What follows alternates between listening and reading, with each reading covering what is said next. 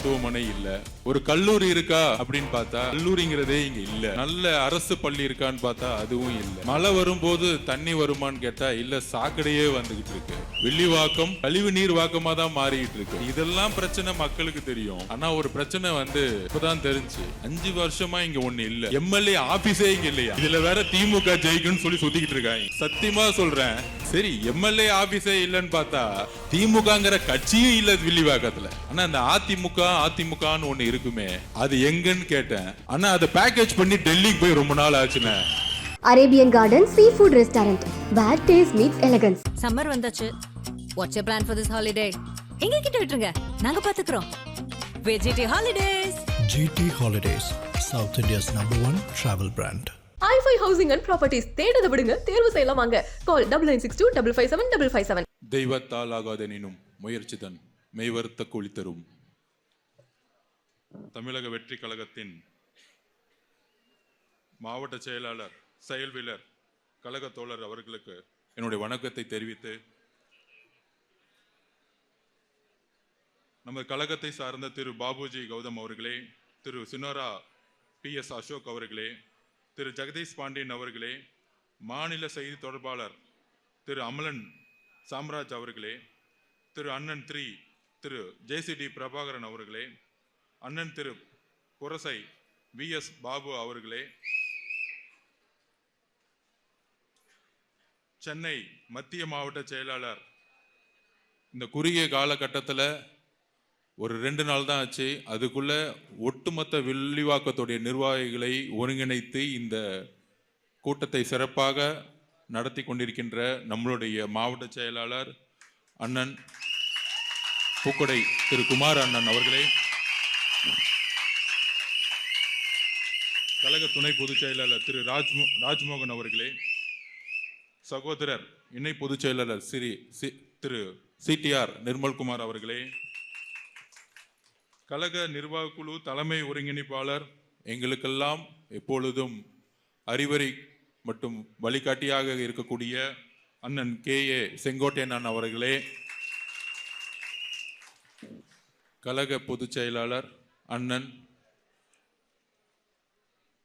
அண்ணன் என்ற உரிமையுடன் எப்பொழுதும் நான் அவர் அழைக்கும் பொழுதெல்லாம் எந்த பணியையும் உடனே முடிவெடுத்து அதை செயல்படுத்தக்கூடிய வல்லமை கொண்ட நம்முடைய பொதுச் செயலாளர் திரு அண்ணன் ஆனந்தன் அவர்களே,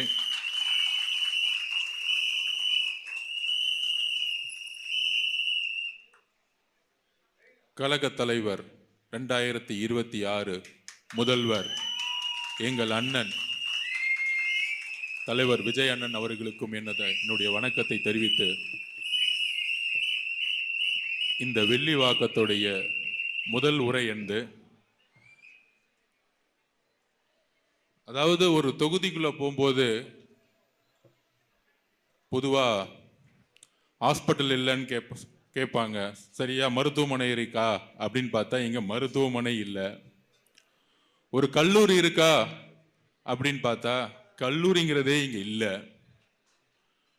நல்ல அரசு பள்ளி இருக்கான்னு பார்த்தா அதுவும் இல்லை. மழை வரும்போது தண்ணி வருமான்னு கேட்டா இல்ல, சாக்கடையே வந்துகிட்டு இருக்கு. வில்லிவாக்கம் கழிவு நீர் வாக்கமா தான் மாறிக்கிட்டு இருக்கு. சரி, இதெல்லாம் பிரச்சனை மக்களுக்கு தெரியும்.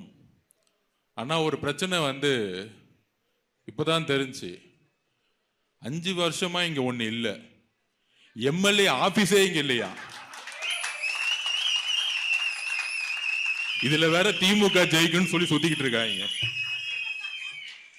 சத்தியமா சொல்றேன். சரி, எம்எல்ஏ ஆபீஸே இல்லைன்னு பார்த்தா கடைசியில தேர்ந்தெடுக்கப்பட்ட எம்எல்ஏ வெற்றி அண்ணனே இல்லையா? அவர் எங்க போனாருன்னு தெரியலன்னு நாளைக்கு போஸ்ட் அடிச்சு ஓட்டுவாங்கன்னு நினைக்கிறேன்.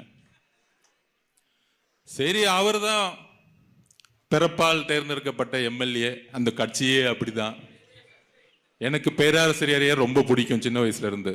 ஸோ அவருடைய பேரன்கிற முறையில் தேர்ந்தெடுத்தாங்க. அவருக்கும் கெட்ட பேரு, பேராசிரியருக்கும் கெட்ட பேரு, இன்னைக்கு வில்லிவாக்கத்துக்கும் கெட்ட பேரு. சரி, கடைசியில எம்எல்ஏ தான் இல்லைன்னு பார்த்தா திமுகங்கிற கட்சியும் இல்லை வில்லிவாக்கத்துல. எம்எல்ஏ அழுவும் இல்லை, எம்எல்ஏவும் இல்ல, திமுக கட்சியும் இல்ல. சரி, ஓகே, திமுக தான் இல்லைன்னு நினைச்சிட்டு நம்ம பாபு அண்ணன்ட்ட, ஆனா அந்த அதிமுகன்னு ஒண்ணு இருக்குமே, அது எங்கன்னு கேட்டேன். ஆனா அதை பேக்கேஜ் பண்ணி டெல்லிக்கு போய் ரொம்ப நாள் ஆச்சுண்ணே. எல்லாம் பேக்கேஜாவே போயிட்டு இருக்கு கட்சியெல்லாம். இப்ப சரி விட்டுருங்கண்ணே, அவங்க டெல்லியிலேயே இருக்கட்டும், நம்ம வில்லிவாக்கத்துல இருந்து மக்களுக்கு சேவை செய்ய ஆரம்பிப்போம். அப்ப திமுகவும் இல்ல, அதிமுகவும் இல்லைன்னா இங்க யாரு இருக்கா சொல்லுங்க? டிவிக்கு.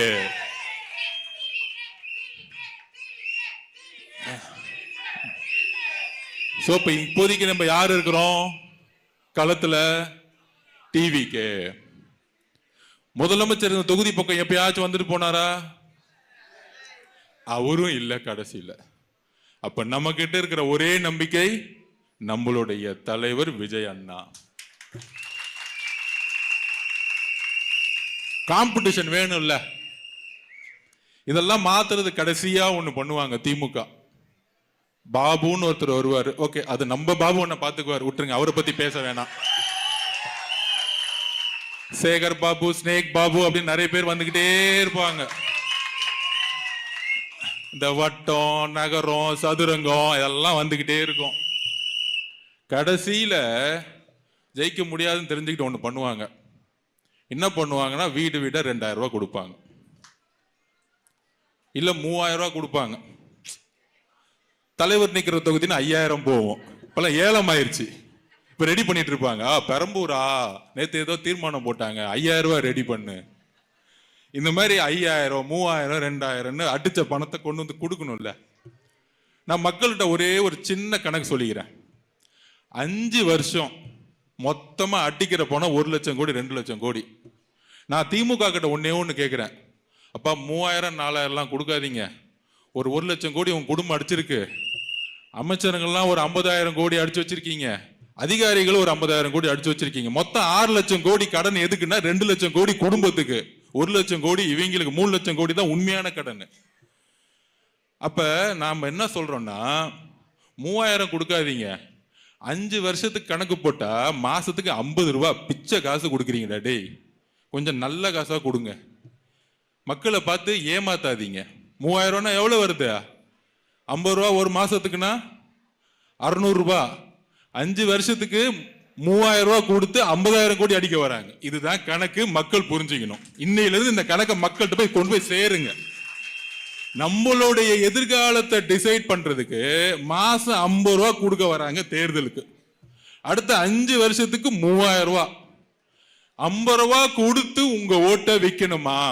இந்த கேள்வியை மக்கள் கிட்ட நம்ம கேட்டே ஆகணும். அப்ப இந்த 50 ரூபாய் கொடுத்து ஓட்டு போறது என்ன ஆகுது? நமக்கு மருத்துவமனை இருக்கா? இல்ல. இவங்களுக்கு மட்டும் உடம்பு சரியில்லை நேரம் அப்போலோ போயிடுவாங்க. இங்க இருக்க எம்எல்ஏ உடம்பு சரியில்லைன்னா எங்க போவாரு? அப்போலோ போடுவாங்க. நம்ம மட்டும் எங்க போனோம்? இங்க இருக்க மருத்துவமனைக்கு போனோம். மருத்துவமனைக்கு போனா உடம்பு சரியில்லைன்னு ஃபீவருக்கு போனா, காய்ச்சலுக்கு போனா, அங்க ஒரு 100 கொசு வந்து நமக்கு மலேரியாவையும் வேற நோயும் கொடுத்துரும். அங்க இருக்க தண்ணியை குடிச்சா டைஃபாய்டு வந்துடும், இல்ல வைரல் ஃபீவர் வந்து. இதுதான் மருத்துவமனை, இங்க இருக்க மருத்துவமனை. சரி, படிச்சுட்டு இந்த தொகுதிக்குள்ள போனா ஒரு கல்லூரி இருக்கான்னு கேட்டா அந்த தொகுதியில கல்லூரி கிடையாது, ஒரு மருத்துவமனை கிடையாது. மழை வந்தா 3 மாசம் வீட்டு விட்டு வெளியே வர முடியாது, குடிக்கிற தண்ணியில கழிவு நீரோட கலக்குது. இந்த பிரச்சனை எத்தனை வருஷமா இருக்கு? 2015 இருந்து இருக்கு. 2015 மழை வரும்போது பாதிக்கப்பட்ட முக்கியமான தொகுதி வில்லிவாக்கம், மொத்தமா முழுகிருச்சு. ஆனா இன்னைக்கும் அப்படிதான் இருக்கு. ஆனா கலைஞர் வேட்டி கட்டிட்டு வந்தாரு, ஸ்டாலின் 2000 வேட்டி கட்டிட்டு வந்தாரு. இப்ப எப்படி ஷிஃப்ட் ஆயிட்டாருன்னா கோட் சூட்டு போட்டு வராரு, பையன் கம்ப்யூட்டர் கிட்ட வந்துட்டாரு. இதுதான் அவங்க டெவலப்மெண்ட். ஒரு டெவலப்மெண்ட் ஆகும்ல, குடும்பமா டெவலப் ஆகும்ல. அப்ப வில்லிவாக்கம் இன்னைக்கு எப்படி இருக்குன்னா, திமுக இல்ல, முதல்வர் இல்ல, எம்எல்ஏ இல்ல, அமைச்சர் இல்ல, மாவட்ட செயலர், யாருமே இந்த தொகுதியை கண்டுக்கவே இல்லை. மக்களை மக்களா கூட மதிக்கல. பெண்கள் பாதுகாப்பு, ஒரே சாராயம், இங்க கஞ்சா இல்ல, அடுத்த கட்டத்துக்கு போயிருச்சு போதை, காஸ்ட்லியான போதை. அப்ப இங்க இருக்கக்கூடிய இளைஞர்கள் எவ்வளவு பிரச்சனை, தாய்மார்கள் எவ்வளவு பிரச்சனை பண்றாங்க, எவ்வளவு பிரச்சனை டெய்லி அனுபவிச்சுட்டு இருக்காங்க. இவ்வளவு தொகுதி பிரச்சனை இருக்குன்னா நம்ம தேர்தலுக்காக அண்ணன் வெறும் தேர்தலுக்காக அண்ணன் எலெக்ஷனை ஸ்டார்ட் பண்ணல. எதுக்கு தலைவர் முதல் இந்த கட்சியை உருவாக்குனார்.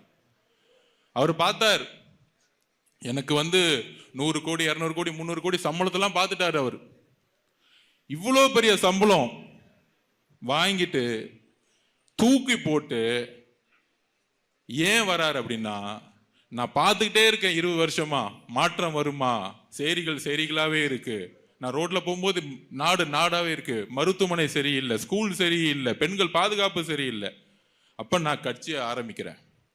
இது தேர்தலுக்காக மட்டும் ஆரம்பிச்ச கட்சி கிடையாது. ஒவ்வொரு தொகுதியா பிரச்சனையை அலசி ஆராயுங்க. நேற்று பெரம்பூர் சொல்லும்போது வெறும் தேர்தலுக்காக சொல்லல, அவருடைய உள்ளத்தை தெரிஞ்சுக்குவாங்க. ஒரு சட்டமன்ற உறுப்பினர் ஆகணும்னு நினைக்கும் பொழுது ஒவ்வொரு சட்டமன்ற உறுப்பினர் கால்குலேஷன் பண்ணுவாங்க. இந்த தொகுதியில ஜாதி பலம் இருக்கா, இந்த தொகுதியில மத பலம் இருக்கான்னு. எங்களோட தலைவர் தேர்ந்தெடுத்த தொகுதி வறுமையின் உச்சத்தில் இருக்க தொகுதியா தான் தேர்ந்தெடுப்பார். அதை மாற்றுவார், அந்த தொகுதியே மாற்றுவார். 50 வருஷமா 60 வருஷமா சேரிகள் இருந்தது, சேரிகளை தூக்கி போட்டு, குடிசைகளை தூக்கி போட்டு, நான் எங்க மருத்துவமனைக்கு போறேனோ இப்ப சொல்றேன், எங்க அண்ணன் ஒரு அரசு மருத்துவமனையில போய் உடம்பு சரியில்லைன்னா பார்க்கக்கூடிய ஒரு மருத்துவமனையை உருவாக்குவார். ஏழைக்கு ஒரு மருத்துவமனை, முதலமைச்சருக்கு ஒரு மருத்துவமனை இல்லைங்கிற ஒரு கான்செப்டை உருவாக்குவார். இதுக்குதான் அரசியலுக்கு வந்திருக்காரு. இந்த எம்எல்ஏ ஆறது, மினிஸ்டர் ஆறது, அது மூலியமா சம்பாதிக்கிறதுக்கெல்லாம் அவர் வரல. ஒரே வார்த்தை சொன்ன தலைவர், 1 ரூபாய் நான் தொட மாட்டேன் முதலமைச்சர் ஆன உடனே. இந்த தெளிவு இருக்கா? இன்னைக்கு மு.க. ஸ்டாலின் அவர்கள் ஐயா அவர்கள் அபிடேவிட்ல கொடுக்கிறாரு எம்எல்ஏ ஆகும்போது, என்கிட்ட காரே இல்ல. அப்ப இப்ப போறீங்களே 3 கோடி ரூபாய் கார் எங்கிருந்து வந்துச்சு? யாராவது ஸ்பான்சர் பண்ணாங்களா? ரெட் ஜெயிண்ட் 2021 முன்னாடி ரெட் ஜெயிண்ட் என்ன நிறுவனம்? 0 ப்ராஃபிட். படம் எடுத்ததே கிடையாது, எடுத்தாலும் டம்மி படம்.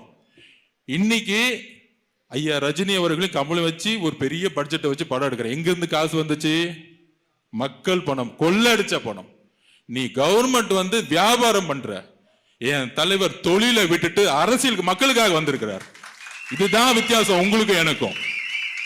இதுதான் வித்தியாசம், ரொம்ப வித்தியாசம். இவங்களுக்கு அவங்களுக்கு வித்தியாசம் பண்ண வேணாம்.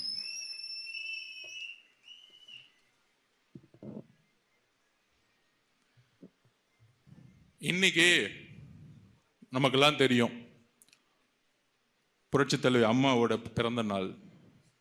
அந்த அம்மா இருக்கிற வரைக்கும் 2014 ஏத்து நின்னாங்க, லேதியா மோதியா அப்படின்னு.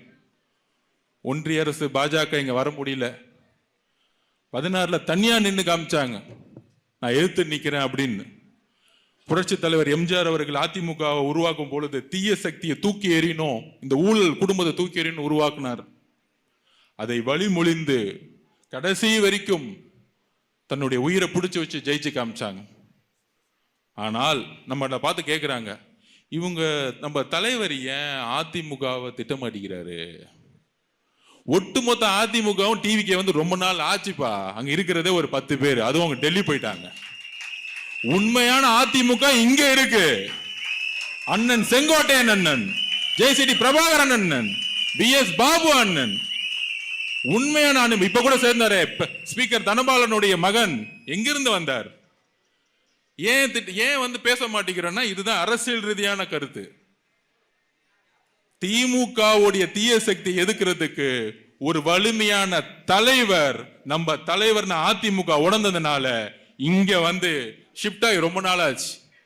அப்ப புரட்சி தலைவர் அம்மா அவர்களையும், புரட்சி தலைவர் உருவாக்கின இயக்கமா இருக்கக்கூடிய தொண்டர்களையும் நாங்க ஏன் எதிர்க்கணும்? உடனே அடுத்த ஒரு கொஸ்டின் கேட்டாங்க, இவர் பாஜகவை எதிர்க்கவே மாட்டேங்கிறாரு, அவர் பேர் சொல்லவே யோசிக்க மாட்டேங்கிறாரு அப்படின்னு யார் சொல்றாங்கன்னா, முந்தா நேத்து கூட நம்ம கம்யூனிஸ்ட் தோழர் சண்முக அண்ணன் சொல்றாரு பேட்டியில. அப்புறம் இன்னொருத்தர் சொல்றாரு, நம்மளுடைய அண்ணன் திருமா அண்ணன் சொல்றாரு, இவரெல்லாம் கொஞ்சம் பயப்படுறாரு.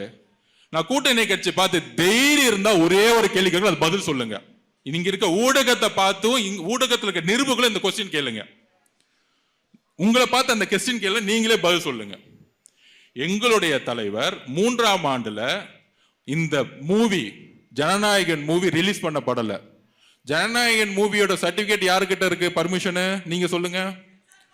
ஒன்றிய அரசு கிட்ட இருக்கு. மூன்றாமல் என்ன சொன்னாரு? எந்த அழுத்தத்திற்கும் விஜய் பணிய மாட்டார். எந்த அழுத்தத்திற்கும் விஜய் பணிய மாட்டார். என்ன பார்த்து பணிவீங்களான்னு கேக்குறாங்க. தைரியமாக பேசிய இன்னைக்கு இந்தியாவில் 2 தலைவர், ஒன்னு ராகுல் காந்தி, இன்னொன்னு எங்களுடைய தலைவர். படம் நடிக்கிறோம், போறோம், என்னமோ ஓகே. ஆனா இன்னொரு கொஸ்டின் திமுக பார்த்து கேட்கிறேன். அந்த டைம்ல ஒரு மூவி ரிலீஸ் ஆச்சு. அந்த படம் பேர் என்ன? மறந்துட்டேன். பராசக்தி. அது வந்ததும் தெரியல, போனதும் தெரியல. அந்த அளவுக்கு மக்கள் தூக்கி போட்டாங்க. உருட்டலான்னு நினைச்சாங்க அந்த படத்தை வச்சு, ஓட்டு வாங்கிடலான்னு. மக்கள் மனசுக்கு பாருங்க, இந்த படம் ரிலீஸ் ஆகல, உன் படம் ஒரு நாள் கூட தியேட்டர்ல ஓடாதுன்னு தியேட்டருக்குள்ள மக்களே போல. அப்ப இந்த ரெட் ஜெயின் கம்பெனி யாருது நீங்க சொல்லுங்க? உதயநிதி மணி ஸ்டாரத்துக்கு முன்னாடி உடனே அந்த பேரை மாத்துறாங்களாம். உதயநிதி அந்த கம்பெனிக்கு ஓனர் கிடையாது, இன்பநிதி தான் ஓனராம். இன்பநிதி யாரு? உதயநிதியும் மகன். சரி, இன்பநிதியோட தாத்தா யாரு? கொஞ்சம் சத்தமா சொல்லுங்க. இஸ்லாமிய தோழர்களே, கிறிஸ்துவ தோழர்களே, தலித் சகோதரர்களே, இன்பநிதியுடைய தாத்தா முதலமைச்சர் ஸ்டாலின் அவர்களுடைய படம் ரிலீஸ் ஆகுது. ஆனால் உண்மையாக அரசியல் செய்யக்கூடிய எங்களுடைய தலைவர் இன்றைக்கு வரைக்கும் அதோடைய நஷ்டத்தை தைரியமாக எதிர்கொண்டிட்டு இருக்கார். இப்ப இஸ்லாமிய தோழர்களுக்கும் கிறிஸ்தவ தோழர்களுக்கும் இது பதில் சொல்லுங்க. எல்லா நிருபர்களும் போய் உதயநிதிட்ட கேளுங்க. அது எப்படி சார் உங்க படம் மட்டும் பாஜக சர்டிபிகேட் கொடுக்குது, அவரது மட்டும் கொடுக்கல, உங்களுடைய மகன் மட்டும் வியாபாரம் பண்றாரு, படத்தை ரிலீஸ் பண்ணிட்டாரு. அப்ப அண்ணன் திருமாவண்ணன் அவர்களுக்கிட்டையும் கம்யூனிஸ்ட் சகோதரர்கிட்டையும் நிருபர்கள் போய் கேட்கணும். இது மாதிரி டிவிகே பக்கத்துல இருந்து சொல்றாங்க, நீங்க பாஜக பக்கம் பேச மாட்டேங்கிறீங்க அப்படின்னு. அப்படி பாஜக அப்படி பார்த்தா நமக்கு சர்டிபிகேட் கொடுத்து முதல் நாளே ரிலீஸ் பண்ண விட்டுருக்கணும். ஏன் திமுகவுடைய படத்தை மட்டும் ரிலீஸ் பண்ணாங்க? இந்த மாதிரி பொய்யான பிரச்சாரத்தை 40 வருஷத்துக்கு மேல அரசியல் இருக்கக்கூடிய தலைவர்கள் நிப்பாட்டும் நான் தாழ்மையுடன் கேட்டுக்கிறேன். பொய்யான பிரச்சாரத்தை திமுக பண்ணாதீங்க. எங்களுடைய தலைவர் நேத்து தினத்தந்தி பேப்பர்ல இன்னைக்கு வந்திருக்கு, கண் கலங்கினார். எங்களோட தலைவர் கண் கலங்கினார், பேசுறாரு. என்ன மட்டும் ஏன் இப்படி அவதூறா பேசுறீங்க? என்னோட நிகழ்ச்சிகளுக்கெல்லாம் ஏன் தடை பண்றீங்க? எனக்கு ஏன் இவ்வளவு தடைகள்? மக்களை ஏன் பார்க்க விட மாட்டேங்கிறீங்க? அவர் ஏன் கண் கலங்கினார் தெரியுமா? கரூருடைய வழி. அது மட்டுமல்ல, அவரு சென்னையிலிருந்து வரும்போது வெள்ளூர் வரைக்கும் இவங்க கொடுத்த பர்மிஷன் 5000க்கு கம்மி. ஆனா ரோட்ல 2 லட்சம் பேர் நிக்கிறாங்க அவர் பார்க்கிறதுக்கு. என்னால பார்க்க முடியலையே, உங்க உணர்வுல கலந்துக்க முடியலையே. அந்த வலி. கண் கலங்கினார் தலைவர் அவர்களே. தமிழக மக்களுக்கு எல்லாத்துக்கும் உண்மை தெரியும். எம்ஜிஆர் அவர்கள் கண் கலங்கினார், புரட்சி தலைவி அம்மா அவர்களை கண் கலங்க வச்சாங்க. ஆனா 2 பேரும் ஓட ஓட விரட்டினாங்க, உயிரோட இருக்க வரைக்கும் திமுகவை முதலமைச்சராக்குனாங்க. அதுக்கப்புறம் 2 தலைவருக்கு அப்புறம் பயந்த ஒரே தலைவர், திமுக பார்த்து பயந்த ஒரே தலைவர், ஒரே இயக்கம் டிவிகே, நம்மளுடைய தலைவர் விஜய் அவர்கள்.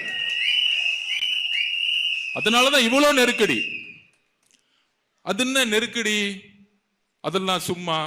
அப்ப இந்த பத்திரிகையாளர்கள் நிறைய பேர் கேட்பாங்க, இல்ல மக்கள்கிட்ட நம்ம உண்மையை சொல்லணும். இல்ல, கரூர் சிச்சுவேஷனுக்கு முன்னாடி நாகப்பட்டினத்திலே சொல்லியிருப்பாரு, எனக்கு சரியான இடம் கொடுக்க மாட்டேங்கிறீங்க, மக்கள் கூட்டமா வராங்கன்னு. அப்ப கரூருடைய பாதுகாப்பு இல்லாம நம்மளுடைய மக்கள் இறந்தாங்க. மிகப்பெரிய வழி. சட்ட போராட்டம் அதெல்லாம் நடத்திட்டு அவங்களுடைய நோக்கமே என்ன, எப்படி நடிச்சிருக்காங்கன்னு உங்களுக்கு தெரியும், ஆல்ரெடி நமக்கு தெரிஞ்சது தான்.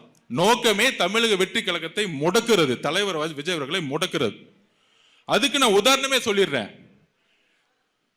தமிழக வெற்றி கழகத்தை முடக்கிறதுக்கு கவர்மெண்ட் ஒரு எஸ்ஓபி கொடுத்தாங்க, ஸ்டாண்டர்ட் ஆபரேட்டிங் சிஸ்டம். அதாவது ஒரு கூட்டம்னா எப்படி நடத்தணும் அப்படின்னு. அந்த எஸ்ஓபி எதுக்குன்னா முழுக்க நம்ம கூட்டமே நடத்தக்கூடாதுன்னு. இப்ப திருச்செந்தூர் கோயில்ல இல்ல வேளாங்கண்ணி கோயில்ல ஒரு பெரிய கூட்டம் வருது, 10 லட்சம் பேர் வராங்க அப்படின்னா அதுக்கான பாதுகாப்புக்கான பொறுப்பு யாரு? காவல்துறை. அவங்க தான் ஆர்கனைஸ் பண்ணுவாங்க ரோட்ல இருந்து மெயின்ல. அப்படி நம்ம தலைவர் வரும் பொழுது நம்ம எந்த கூட்டத்தையும் கூட்டுறதே கிடையாது, இன்க்ளூடிங் பொதுச்செயலாளர். நம்ம போய் வண்டி எடுத்துட்டு வந்து லாரியா இவங்கள மாதிரி கவர்மெண்ட் பஸ்ல போய் கூட்டிட்டு வரலாம் நம்ம வேலை கிடையாது. அப்ப என்ன பண்றோம், 10,000 பேர் பர்மிஷன் வாங்கினா 1,00,000 பேர் வராங்க. 1,00,000 பேர் பர்மிஷன் வாங்கினா 5,00,000 பேர் வராங்க. மதுரையில மாநாடு நடத்தினா 15,00,000 பேர் வராங்க. அப்ப இதுக்கான ஒரு பாதுகாப்பை நம்ம கட்சியோட சேர்ந்து காவல்துறை கொடுக்கணும். ஆனா இவங்க என்ன பண்றாங்கன்னா, காவல்துறை வர மாதிரி வந்துட்டு அமைதியா போயிடுவாங்க. அப்ப அவங்களுக்கு என்ன நோக்கம், ஏதாவது பிரச்சனை நடக்கட்டும், ஏதாவது அடிதடி நடக்கட்டும், எல்லாம் மயங்கி விழுட்டும். இதுக்கெல்லாம் காரணம் தலைவர் விஜய் அவர்கள். இப்ப ஏன் அவர் வந்து ஒவ்வொரு வாரம் 10 நாளும் பர்மிஷன் வாங்கிட்டு பொறுமையா வராரு தெரியுங்களா? இன்னொரு பழி சொல்லை திமுக உருவாக்குறதுக்கு எல்லா முயற்சிகளும் செய்யுது. அப்ப அதனாலதான் ஒவ்வொரு 15 நாளும் 10 நாளும், அதாவது நான் ஒண்ணு சொல்றேன், சினிமாவில் நம்பர் 1 ஆகணும்னா 18 மணி நேரம் உழைக்கணும். 18 மணி நேரம் உழைச்சா மட்டும்தான் நம்பர் 1 ஆக முடியும். அப்படி உழைக்கக்கூடிய எங்களுடைய தலைவர் அதெல்லாம் தூக்கி போட்டு அரசியல்ல வந்து ஜெயிக்கணும் வரும் பொழுது 24 மணி நேரம் உழைக்கிறதுக்கு ரெடியா இருக்க மாட்டாரா? என்ன ஒரு அவதூறு அவரை பார்த்து. வர மாட்டேங்கிறாரு. உங்களுக்கு புரியுதா? போலீஸ் பர்மிஷன் கொடுக்க மாட்டாங்க, ஆனா வீட்டை விட்டு வர மாட்டாருன்னு இவங்களே பிரச்சாரத்தை உருவாக்குறது. இதுதான் அவதூறு. அப்ப மக்களுடைய பாதுகாப்புக்கு நம்ம கரெக்டா போலீஸ் பர்மிஷன் வாங்கி கடைசியில் என்ன பண்ணிட்டோம், ஒரு ஷெட்டை போட்டு வெறும் 4,900 பேர். ஏன் பர்மிஷன் வாங்குறோம்னா, அந்த எஸ்ஓபியை ஸ்டே ஆர்டர் கேட்டிருக்கோம் ஹைகோர்ட்ல. அந்த எஸ்ஓபி படி நம்ம போனா பழி நம்ம மேல போட்டுருவாங்க. இப்ப இன்னைக்கு அந்த மாதிரி நிர்வாகிகள் கூட்டம் போட்டு மக்கள்ல வந்து பார்க்க முடியாத அளவுக்கு இன்னைக்கு காவல்துறை அப்படி ஒரு விஷயத்தை யாரு உருவாக்குறா? காவல்துறை மேல தப்பு கிடையாது. முதலமைச்சரா இருக்கக்கூடிய உள்துறை அமைச்சரா இருக்கக்கூடிய மு.க. ஸ்டாலின் அவர்கள் அப்படி நினைக்கிறாங்க. மு.க. ஸ்டாலின் ஏன் அப்படி நினைக்கணும்? ஏன்னா தன்னுடைய மகனுக்கு அடுத்த பட்டாபிஷேகம் பண்ணனா இது குறுக்க நிக்கிறது யாரு? நாளை உதயநிதி அவர்கள் முதலமைச்சர் குறுக்க நிக்கிறது யாரு? ஸ்டாலின் அவர்கள் 75 வயசு ஆயிருச்சு, இந்த எலெக்ஷன்ல காணா போயிடுவாரு. ஆனால் தடங்களை நிக்கிறது யாரு? இபிஎஸ் அவர்களா? மக்கள் இபிஎஸ் அவர்களை மறந்து ரொம்ப நாள் ஆச்சு. இப்ப கூட ஏதோ 10,000 ரூபாய் அனௌன்ஸ் பண்ணாராம்.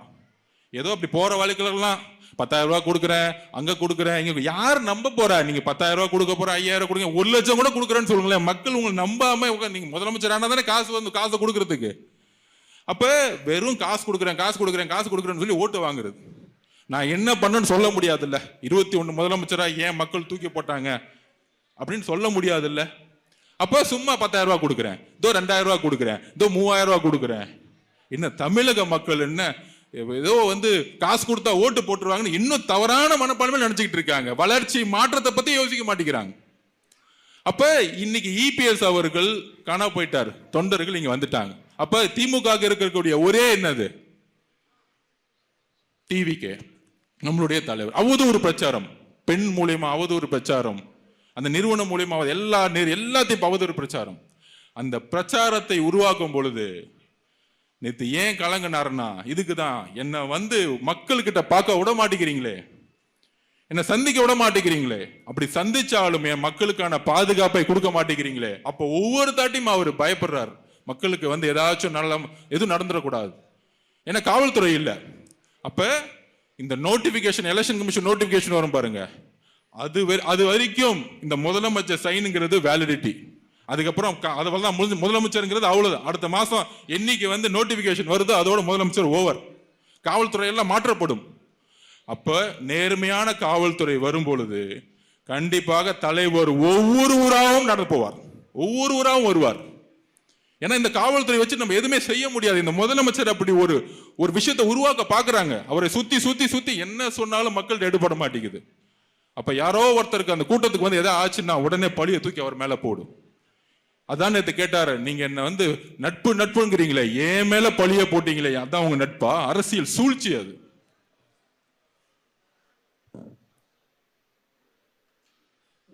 அப்ப இந்த அரசை எதுக்காக மாத்தணும்? இப்போதைக்கு ஒரு சாம்பிள் சொல்லிடுறேன். நம்ம நிர்மல்குமார் பிரதர் சொன்னார், KN நேரு அவர்களுடைய ஒரு துறை எடுத்துக்குவோம், ஹைகோர்ட்ல தாக்கல் பண்ணியிருக்கிறாங்க. ஒரு துறையில ஒரு 10 ரூபாயை அமைச்சு 70 கோடி 90 கோடி 100 கோடின்னு டிரான்சாக்ஷன் பண்ணியிருக்காங்க. அதில் அரசு அதிகாரிகளும் உள்பட. அப்ப இந்த அரசு ஒரே ஒரு வேலை வாய்ப்புல, செந்தில் பாலாஜி ஆல்ரெடி வேலை வாய்ப்புல பல மோசடி பண்ணி ஜெயிலுக்கு போயிட்டு வந்து உள்ள வந்திருக்கு. இவருடைய துறையில பல்வேறு வெறும் ஒரு வேலைக்கு 25 லட்சம் 30 லட்சம் 50 லட்சம் பண்ணியே 1200 கோடி 1300 கோடி ஊழல்னா மித்த 32 டிபார்ட்மெண்ட் ஊழலுடைய கணக்கு எவ்வளவு பெருசா இருக்கும்.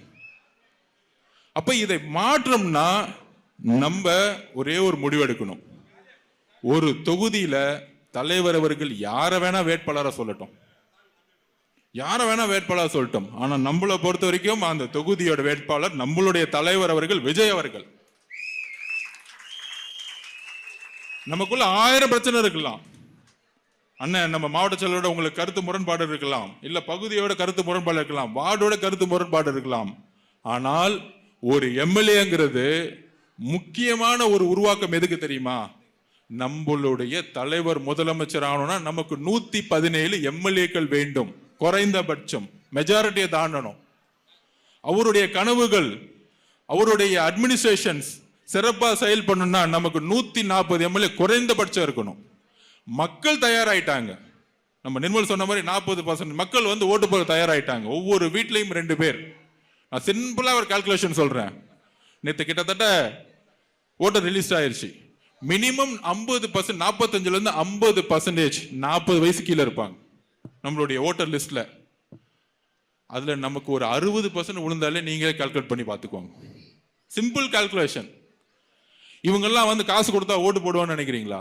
காசை வாங்கிக்குவாங்க, ரீசார்ஜ் பண்ணாததுன்னு காசு வாங்கி, எல்லாம் திருடின காசு தானே, எல்லாம் வாங்கிக்குவாங்க. ஆனால் அங்க போகும்பொழுது பட்டனை பிரஸ் பண்ணும்போது ஃபர்ஸ்ட் தேர்றது விசில், இன்னொன்னு விஜய் அண்ணா, அவ்வளவுதான்.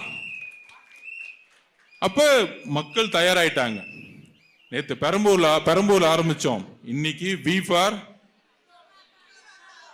ஃபார் விஜய் அண்ணா. இனிமேட்டு வில்லிவாக்கம் விஜய் அண்ணா மாற போகுது. நீங்க எல்லாம் வேலை செய்ய ரெடி ஆகுங்க. உங்களோட நாங்க வரப்போறோம். நான் முதற்கொண்டு எல்லாரும் உங்களோட போவோம். ஒவ்வொரு வீடா போவோம். எம்எல்ஏ காணா போயிட்டாரு, கட்சி காணா போயிருச்சு, வெற்றி அண்ணா காணா போயிட்டாரு, அதெல்லாம் விட்டுருங்க. 5 வருஷம் முடிஞ்சு போச்சு, அவர் பாட்டி ரெஸ்ட் எடுக்கட்டும். நம்ம வீடு வீடா போவோம், வாக்குறுதியை கொடுப்போம், தலைவர் சொல்ற வாக்குறுதியை கொடுப்போம். நம்மளே மக்கள் நம்புவார்கள். எத்தனை வருஷமா ஏமாந்துட்டு இருக்காங்க? 25-30 வருஷமா ஏமாந்துகிட்டே இருக்கிறாங்க.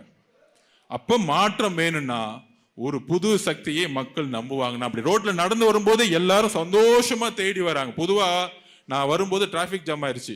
நான் சொன்னேன் அண்ணன்ட்ட, அண்ணே இந்த வெடி வைக்கிறது, இந்த ஆர்ப்பாட்டம்லாம் வேண்டாம், இந்த திமுக கல்ச்சரே வேணாம், காரெல்லாம் தூக்கி போட்டு நடந்து போவனே வேணாண்ணே, இதெல்லாம் வேணான்னு முதல்ல இன்னைக்கே சொல்லிட்டேன். இந்த ஆடம்பரம் பேனர் அடிக்கிறதுலாம் வேண்டாம், நம்ம பாடி நடந்து போய்கிட்டே இருப்போம். மக்கள்கிட்ட என்ன பிரச்சனையோ கேட்போம், என்ன முடியுதோ நம்ம செஞ்சு கொடுப்போம். அப்படி ஒரு எளிமையை தான் நம்ம தலைவர் ஃபாலோ பண்றாரு, நம்மளும் அப்படிதான் ஃபாலோ பண்றோம். ஆனா அந்த டிராபிக்கில் வரும்போது நிறைய பேர் டிராபிக் இருந்துச்சுன்னா கோவப்படுவாங்க. ஆனா எல்லாரும் காரை விட்டு பைக்கை விட்டு கையை காமிச்சு ஓடி வர்றாங்க. இதுதான் தமிழக வெற்றி கழகம். இந்த அன்பு தான் மக்கள்கிட்ட பாக்குறேன். இதுதான் பெரிய அதிசயமா இருக்கு நமக்கு.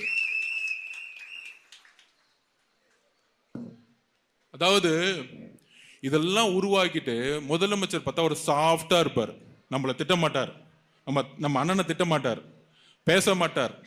ஆனால் எல்லா வேலையும் செய்யறது திரு மு.க. ஸ்டாலின் ஐயா அவர்கள் தான். இந்த அமைதி படத்துல சத்யராஜ் இருப்பார் பாருங்க, பக்கத்துல மணியின் மாதிரி ஒரு கேரக்டர் வச்சுக்குவார், அதுதான் ஒரு புள்ள. என்ன எப்ப பார்த்தாலும் கூட்டம் வந்துகிட்டே இருக்கு, போடு கரூர் மாதிரி ஒரு பிரச்சனையை போடு, அந்த எஸ்பியை கூப்பிடு, வெளியே வர விடாத மாதிரி நிப்பாட்டு, பொதுச் செயலாளர் போய் ஒரு அப்ளிகேஷன் கொடுத்தா கதற விடு, 30 நாள் அப்படி பர்மிஷன் கொடுக்கவே கொடுக்காத. ஆனா தன்னுடைய மர்மம் கம்பெனி வச்சுக்கிட்டு விஜய் அவர்கள் வீட்டை விட்டு வரல, விஜய் அவர்கள் வீட்டை விட்டு வரல பிரச்சாரத்தை உருவாக்கும். நேத்து ஏன் கண் கலங்கினாரு? இதுக்குதான். அவர் ஏதோ அமைதியா இருக்கிற மாதிரியும் நல்லவர் மாதிரியும், இந்த அமைதி படத்துல இருக்க சத்யராஜ் கேரக்டர் தான் அவரு. அமைதியா இருப்பாரு, எலெக்ஷன் வரும்போது பத்த விடுறான்னு சொல்லுவார் பாருங்க, அதுதான் அவங்க. அப்ப எல்லா தவறையும் செய்யக்கூடியது முதலமைச்சர் மு.க. ஸ்டாலின் அவர்களும் ஒரு குடும்பமும். இதை நம்ம புரிஞ்சுக்கணும். என்னது எல்லாம் கரெக்டா தானே போகுது, அவர் பாட்டிக்கு அமைதியா இருக்கிறாரு. இதுதான் மிகப்பெரிய ஆபத்தான அரசியல். பிஜேபி கூட அதிமுக சேர்ந்துச்சு, நம்ம அதிமுக திட்டிட்டு இருப்போம். ஆனா திமுக எதிர்க்கிற மாதிரி எதிர்த்து அவங்க படத்தை மட்டும் ரிலீஸ் பண்ணுவாங்க. இப்ப தெரியுதா எவ்வளவு அதிமுக கூட உண்மையா போய் சேர்ந்துக்கிட்டு, ஆமா சேர்ந்துட்டேன், நீங்க மக்கள் ஓட்டு போடுங்கன்னு வந்து சொல்றாங்க, அங்கேயாச்சும் ஒரு உண்மை இருக்கு. இங்க உண்மையே கிடையாது. எதுக்குற மாதிரி எதுக்குறது, ஆனா படத்தை ரிலீஸ் பண்றது. அப்ப நம்ம கிட்ட மட்டும்தான் இன்னைக்கு உண்மை இருக்கு, நம்மளுடைய தலைவர்கிட்ட மட்டும்தான் உண்மை இருக்கு. ஸோ இதை நம்ம புரிஞ்சுக்கிட்டு, நீங்க திடீர்னு இப்ப நம்ம மீட்டிங் போட்டோமா, நாளைக்கே இப்ப யார் மாவட்ட செயலாளர்னு கேட்டேன் வில்லிவாக்கத்துக்கு, நம்ம சேகர் அண்ணன் தான், பாபு அண்ணன் தான் மாவட்ட செயலர் சொன்னாங்க. நாளைக்கே மீட்டிங் போட்டுருவார், ஓடி வந்து பாருங்க, இன்னும் 2 நாள்ல மீட்டிங் போட்டுருவாங்க, கிட்டு வருவாங்க. எனக்கு தெரிஞ்சு இப்ப இருக்க எம்எல்ஏ தூக்குனாலும் தூக்கிடுவாங்க, வெளியில இருந்து இம்போர்ட் பண்ணுவாங்க, இங்க இருந்து ஆச்சு தூக்கிட்டு வருவாங்க. அப்படி தூக்கிட்டு வந்து அதுன்னு படத்தை காமிப்பாங்க. நம்மளே படம் பார்த்து மேல வந்தவங்க, நம்மளே படம் பார்த்து ஆட்சி அமைக்க போடுவாங்க. நம்ம கிட்ட படம்லாம் காமிக்க முடியுமா? எங்க தலைவரே நடிகரா இருந்து அரசியல்வாதி ஆயிட்டாரு, எங்க தலைவர் நடிகரா இருந்து தலைவர் ஆயிட்டாரு. நீ தலைவர்ல இருந்து நடிகர் ஆயிட்டு இருக்க, அதுவும் லூஸ் மோகன் மாதிரி அப்பப்ப நடிச்சுக்கிட்டு இருக்க. வேணாம் சார், எது தெரியுமோ அதை செய்யுங்க. நடந்து வர்றது, தூக்குறது, டவலை தூக்குறது, பேண்ட்டை மாத்துறது வேண்டாம், விட்டுருங்க. எங்க அண்ணனை பார்த்து செய்யாதீங்க. எங்க அண்ணனாச்சும் விசில் அடிப்பாருன்னு சொன்னாரு, அவரு இந்த ஒரு படத்துல வர மாதிரி விஜயாவே மாறிட்டாரு அவர். மு.க. ஸ்டாலின் ஐயா அவர்கள் வந்து பேண்ட்ல இருந்து ட்ரெஸ்ல இருந்து நடுவுல ஸ்டேஜ் போட்டு வாக் பண்றதுல இருந்து டவலை தூக்கி போடுறதுல இருந்து என்னென்னலாம் பண்றாங்களோ பண்ணி பாக்குறாங்க. ஆனா பசங்க மீம்ஸ் தான் போட்டுட்டு இருக்காங்க, ஒன்னும் கனெக்ட் ஆக மாட்டேங்குது. பெண்கள் கனெக்ட் ஆக மாட்டேங்கிறாங்க. நீங்க 5000 கொடு, 2000 கொடு, இல்ல 10,000 கொடு, எல்லாம் கொடு, எல்லாம் எண்டு தானே.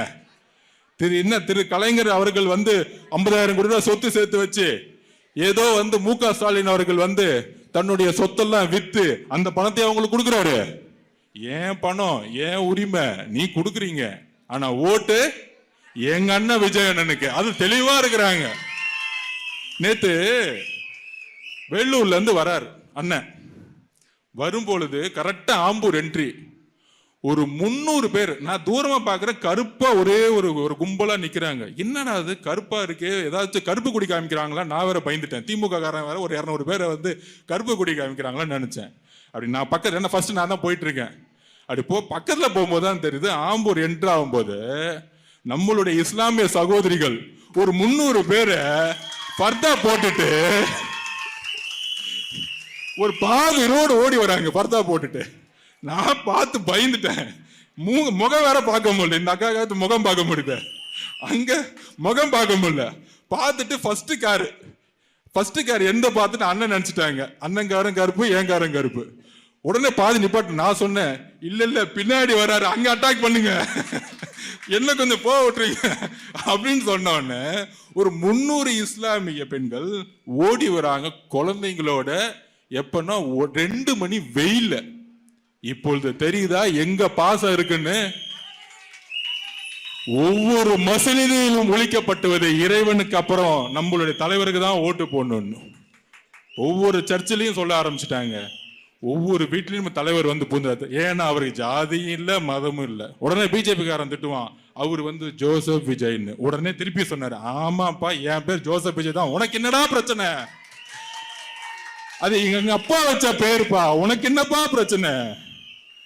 முருகர் வேலை கொடுக்கும் பொழுது அவங்க அண்ணன் பார்த்து, என்னப்பா அவரு முருகர் பக்தர்? ஆமா எங்க அண்ணன் முருகர் பக்தர் தான், உனக்கு என்ன பிரச்சனை? எல்லாமே மதமும் ஜாதியும் பிறப்பால இந்த குடும்பமா அந்த குடும்பமா, இவங்க தான் வந்து 75 வருஷத்துக்கு ஆள்ற பரம்பரை மாதிரி, ஏதோ சோழ வம்சம் மாதிரி. இவருக்கு அப்புறம் இவர் பையன், இவர் இன்பநிதி சினிமால போட்டாச்சு, அடுத்த ஹீரோ ஆக்கிடுவாங்க. ஹீரோ ஆக்குன 5 படம் ஓடாது, ஆனா இளைஞரணி தலைவர் ஆக்கிடுவாங்க. இளைஞரணி தலைவர் ஆகுனா அடுத்த முதலமைச்சர் ஆகுறது ரெடி பண்ணிட்டாங்க பேக்கேஜ. இப்ப இதெல்லாம் ஏத்து நிக்கிறதுக்கு யாரு வரணும்? நம்ம தான் வரணும். நம்ம தலைவர் மட்டும்தான் இருக்கிறாரு. இதெல்லாம் இந்த ஃபேமிலி இனிமேட்டு ஒன்னும் பண்ண முடியாது. எம்ஜிஆர் கிட்ட ஒன்னும் பண்ண முடியல. இன்னைக்கு புரட்சி தலைவி அம்மாவோட பர்த்டே பூஜையை போட்டு ஆரம்பிச்சாச்சு, மொத்தமா முடிச்சிருவோம். அதனால பெரம்பூர்ல ஆரம்பிச்சு வில்லிவாக்கத்துல டேக் ஆஃப் ஆகி அண்ணன் தமிழ்நாடு முழுசும் போய் சென்ட் ஜார்ஜ் ஹோட்டல்ல உட்கார வைக்கணும்.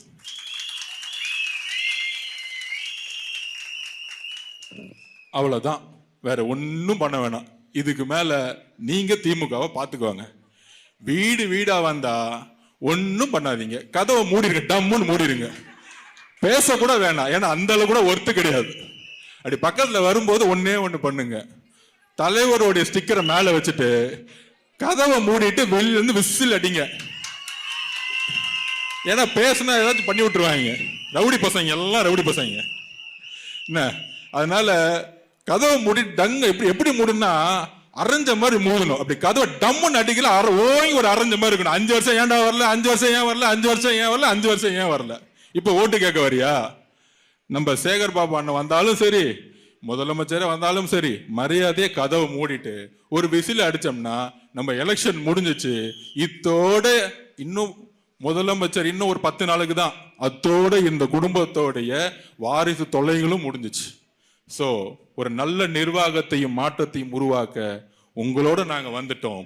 இந்த வில்லிவாக்கம் இன்னுமேட்டு தளபதி வாக்கமா மாறணும். அவ்வளவுதான். நன்றி, வணக்கம்.